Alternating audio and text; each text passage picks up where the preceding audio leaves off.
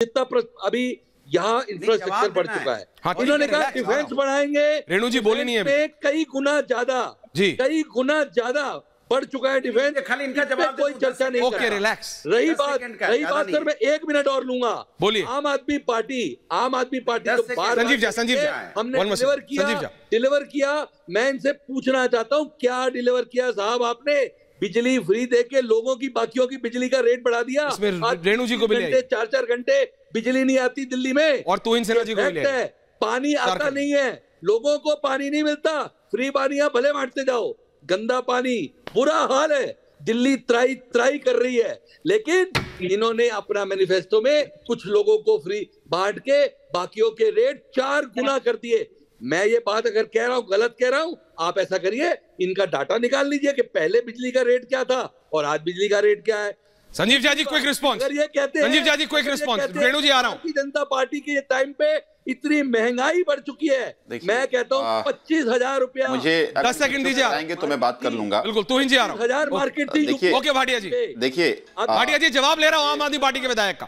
भाटिया जी आम आदमी पार्टी के विधायक का जवाब ले रहा हूं। हाँ संजीव झा जी, अनुराग जी आ रहा हूं। मुझे बोलिए, क्विक रिस्पांस भाटिया जी। मुझे नहीं पता कि ये जो रविंदर भाटिया जी, ये रतिंदर भाटिया दिल्ली के ही लोग हैं, मुझे लगता है कहते। अच्छा, दिल्ली के नहीं है भाटिया जी? क्या एड्रेस है आपका, जरा बता दीजिए। भाटिया जी कहाँ रहते हैं दिल्ली में? विधायक जी को बता दीजिए। नहीं जानता मैं। ये आप जनता को सवाल करना बंद कीजिए। सुन लीजिए ना संजीव झा जी, स्टॉप क्वेश्चनिंग पीपल। ये अच्छी बात नहीं है। आज आप और मैं कलर ट्विनिंग कर रहे हैं। We are wearing the same colour. अब जतिंदर भाटिया कौन है मैं नहीं जानता हूं। ठीक है, कोई बात नहीं, लेकिन ये बोलना कि दिल्ली में ही नहीं रहता अगले ने सवाल खड़ा कर दिया। लेकिन दिल्ली, आपने जब कांग्रेस पे सवाल खड़ा किया था तो क्या सोनिया गांधी ने कहा था क्या कि संजीव झा दिल्ली में नहीं रहते? मुश्किल है कि नहीं, मैं आपसे पूछ रहा हूं, जब आपने सोनिया गांधी राहुल गांधी पे सवाल खड़ा किया था तो क्या सोनिया गांधी राहुल गांधी ने कहा था क्या कि संजीव झा को वोट मत देना, संजीव झा दिल्ली में नहीं रहते? नहीं, don't do this Sanjeev Jha ji, don't do this. आप लोग राजनीति में हैं, आप प्लीज बोलिए, काउंटर कीजिए सर।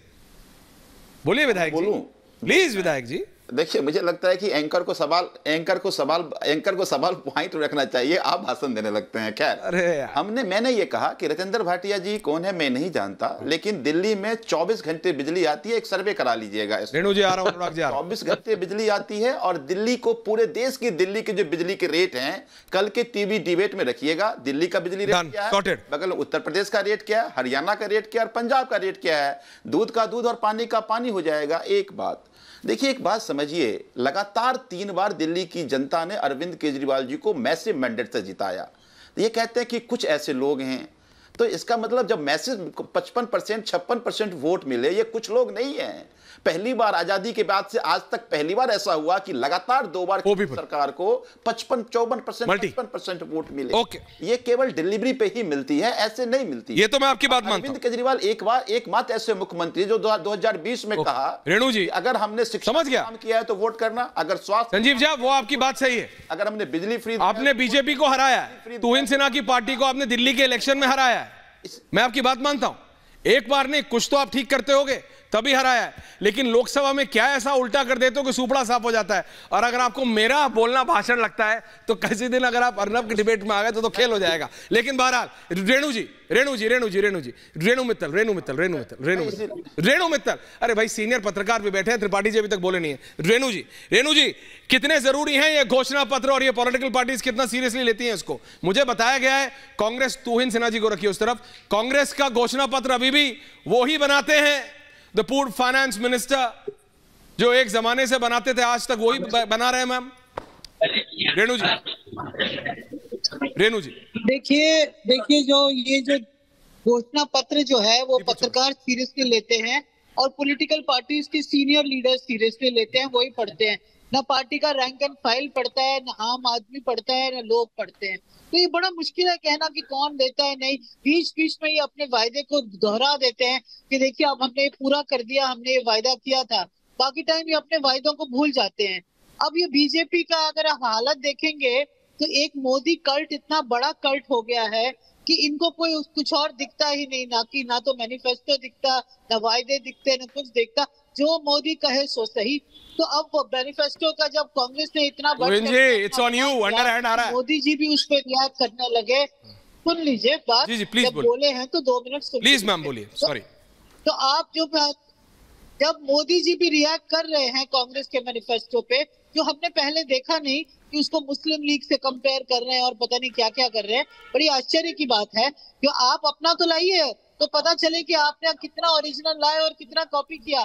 चुनाव से 2 दिन पहले आप ला रहे हैं पत्र, तो आप लाएंगे तो उससे फिर डिस्कशन पूरा होगा कि उन्होंने कितने वायदे किए। देखिए ये जमाना फ्रीबीज का हो गया है, हर पॉलिटिकल पार्टी सोचती है कि हम आम आदमी पार्टी को ले आओ, फ्रीबीज की बात हो रही है, लोगों को लुभा के हम उसको कर देंगे। आम आदमी पार्टी करती है, कांग्रेस ने पहले किया, उन्होंने मनरेगा शुरू किया, बीजेपी ने उसको पूरी तरह से अडॉप्ट किया, उसको पूरी तरह से आगे बढ़ाया। तो ये कहना गलत है कि एक पार्टी करती है, आज की दुनिया में सारी पार्टियां करती है और ये भूल जाते हैं कि नेशनल एक्सचेकर के पास जो पैसा है वो लिमिटेड है। उस पैसे का क्या इस्तेमाल हो रहा है, सिर्फ वोट लेने के लिए हो रहा है या कैसे हो रहा है। और मैनिफेस्टो तो मेरे हिसाब से कोई भी सीरियसली नहीं लेता और कोई आधे टर्म तक तो 3/4 टर्म तक तो भूल ही जाते हैं। ओके, एक मैनिफेस्टो था जो हमने बनाया, जो हमको लागू करना है। ओके, तो इनसे ना क्विक काउंटर तो इन जी।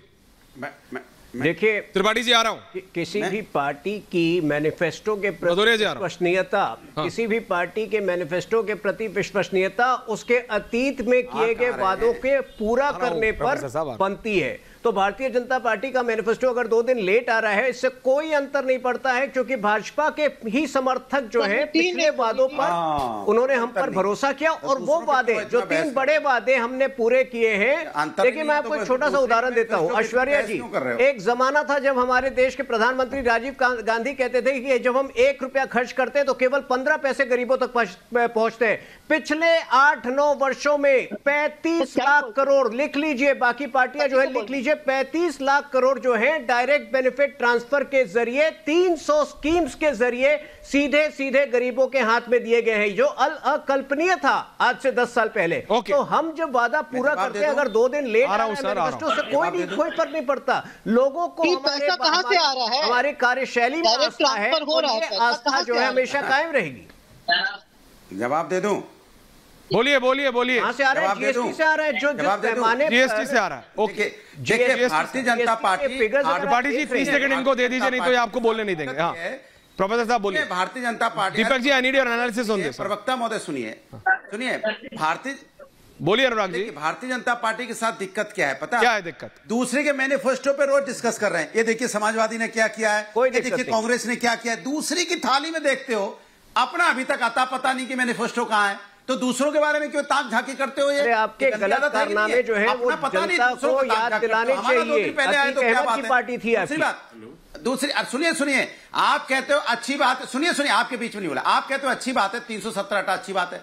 तो जब बेरोजगारी आत्महत्या करता फिर भी कहते हो हमने 317 हटाया, किसान आत्महत्या करता फिर भी कहते हो हमने 317 हटाया, यहाँ पे छात्रों पे यहाँ पर्चा लीक होता फिर भी कहते 317 हटाया। कमाल के आदमी हो। मणिपुर में महिला अन्याय होता है, कहते हो हमने 317 हटाया। चलिए मैं आपको बेरोजगारी पे जवाब देता हूँ। अब आप 30 सेकंड में जो है ना, 30 सेकंड शांत रहिए। इनको दे दीजिए पहले 20 सेकंड, इनका पहले $83 हमने 317